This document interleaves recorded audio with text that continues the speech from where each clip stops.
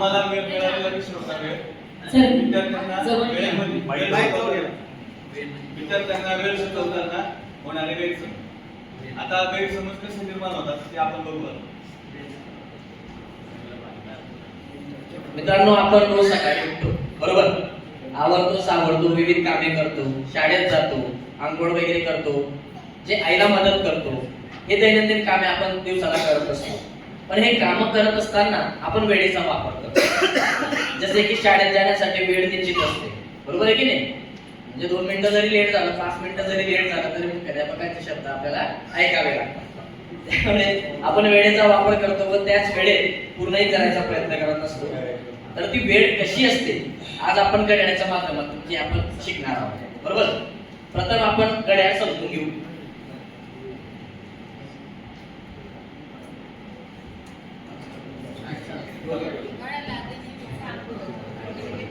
तर घड्याळामध्ये 12 तास दाखवलेले असतात. प्रत्येक तासामध्ये काही मिनिटांचा अंतर असतो. तो जो आपल्याला ते 12 तास कसे चालतात त्याला आपल्याला 3 काटे दाखवलेले असतात. 1 तास काटा, 1 मिनिट काटा आणि 1 सेकंद काटा. याच्यात आपल्याला दाखवलेला आहे. हा जो आहे 12 वरती जो सगळ्यात लहान असतो तो तास काटा असतो. तो थोडा मोठा असतो तो मिनिट काटा असतो आणि सेकंद काटा हा मिनिट काटापेक्षा थोडा अजून मोठा असतो. तर त्याचं ते कार्य चालत असते. तर या 3 काट्यांमध्ये जो तास काटा असतो हा खूप हळू गतीने फिरतो, आपल्यालाही माहिती आहे ते. त्याच्यानंतर मिनिट काटा हा मध्य गतीने फिरत असतो. सेकंड काटा जो असतो हा थोडासा जलद गतीने फिरतो, वेगाने फिरतो, आपल्याला तो स्पष्ट दिसत असतो. जेव्हा आपला सेकंड काटा आपण घड्याळात बघत असतो तेव्हा तो आपण त्याला स्पष्ट बघू शकतो, बरोबर?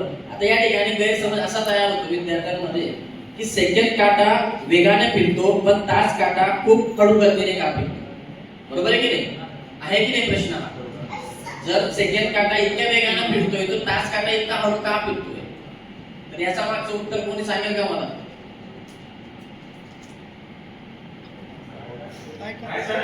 प्रश्न असा आहे, सेकंड काटा वेगाने फिरतो, बरोबर, पण तास काटा खूप हळू गतीने फिरतो, असं का?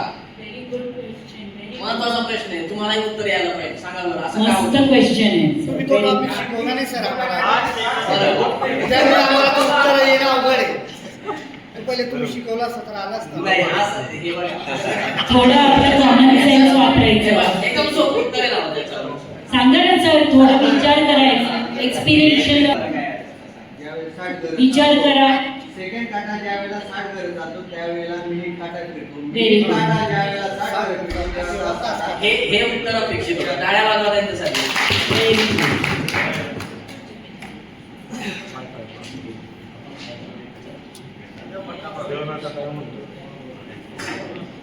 तर आपण काट्यांचं कार्य बघितलं, काम बघितलं.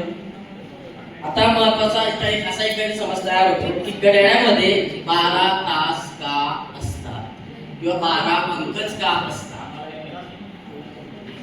कारण की म्हणजे दिवसभरात 24 तास का आहे का नाही? आपलं जे घड्याळ आहे त्याच्यात 12 तास का असतील? 13 का नेला, 11 का नेला, 10 का असतात?